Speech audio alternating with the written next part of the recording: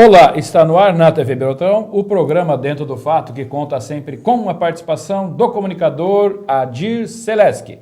Temos aqui em nossa bancada, nosso convidado hoje, com muita honra, o professor Rogério Reck, ele que é de graduação, formado em matemática, com especialização e principalmente 2 mestrados na área da agricultura, principalmente sobre os feirantes, aqueles que expõem os seus produtos agrícolas nas feiras. Atividade essa que nasceu aí no final do século XVII, mais precisamente em 1687, mas foi considerado como lei no estado de São Paulo apenas no início do século XIX, em 1914. É uma atividade importante que se tem daqueles que vendem dos que sobra e aqueles que compram porque necessitam, ou seja, é a moeda de troca. Professor Rogério, sinta-se à vontade aqui no nosso programa e a pergunta é, professor, bem lógica. Nós vamos trabalhar aqui, claro, o perfil dos agricultores que expõem seus produtos em feiras livres no viés da matemática. A pergunta, então, é o que um professor de matemática se interessa para fazer pesquisa na área de feiras livres?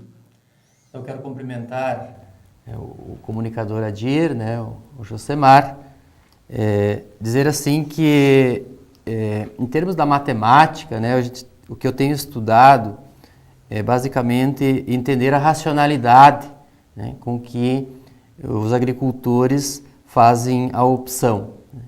Então, quando alguém faz uma opção, e aí pela forma da agricultura, se ele vai vai plantar soja, se ele vai plantar milho, se ele vai fazer uma feira, isso,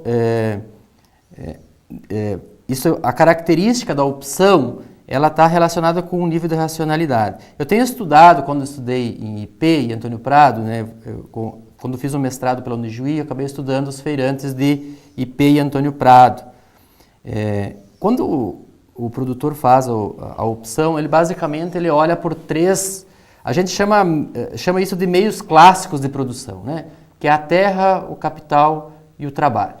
Então, ao estudar em IP... teoria de Marx, né? Isso aí. A gente chama de meio clássico, em função também da origem bibliográfica, Certo. Mas quando você vai trabalhar com o agricultor, você vê que, de fato, tem o eco dos escritos no perfil da opção. Então, quando a gente estudou em IP, a gente olhava assim, em termos de terra, eram pequenas propriedades. Então, os agricultores familiares que mexiam com feira, os grandes produtores não faziam feira livre.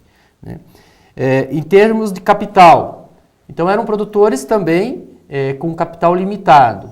O detalhe assim, que Antônio Prado, quando eles aumentavam o capital, eles continuavam mantendo feira em função que industrializavam a sobra dos produtos.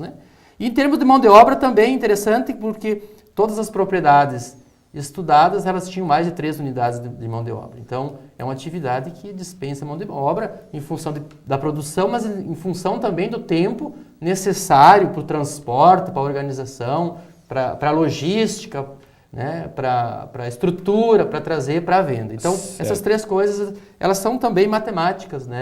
E não dá para trabalhar separado, professor? Agora, professor, quando alguém, por exemplo, se interessa por ser um feirante, alguém que vai lá vender o seu produto na feira livre, ele está preocupado o quê? Por que ele vai para a feira livre? Pelo imediatismo do retorno ou pelo fato de ter mais uma alternativa de renda? Porque dificilmente você encontra um produtor onde ele trabalha só para a feira livre, Normalmente ele tem alguma outra atividade que tem alguma renda mais consistente. Ou é possível ele viver só como feirante?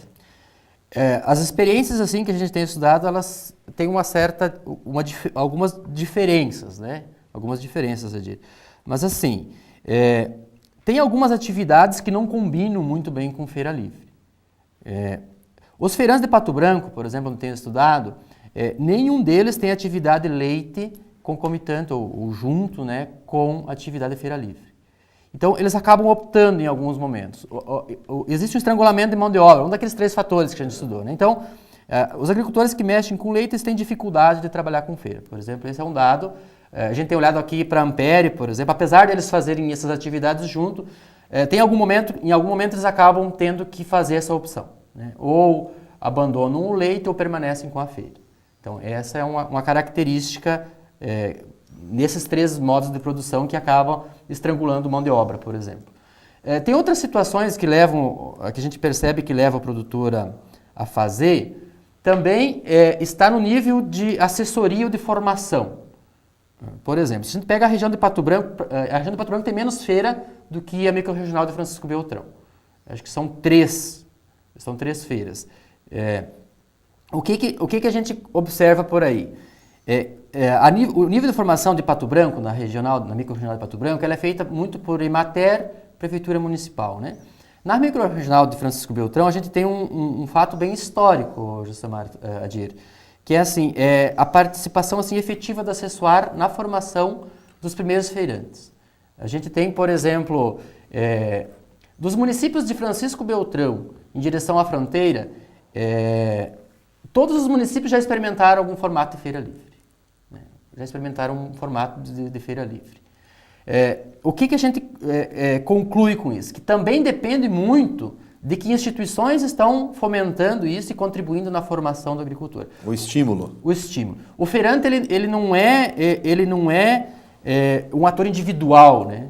Ele não faz um negócio individual, porque necessariamente ele necessita de que tenha outros feirantes. Eu sempre falo assim, o feirante, para ter feirante precisa ter feira, né? E para ter feira não é uma atividade individual, não é uma empresa individual que eu uso um CNPJ e organizo isso, né?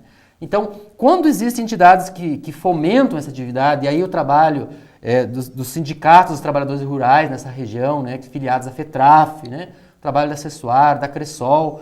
Então, esse fomento de incentivo, acho que é um passo muito decisivo para que esses municípios menores possam ter essa atividade de feira livre.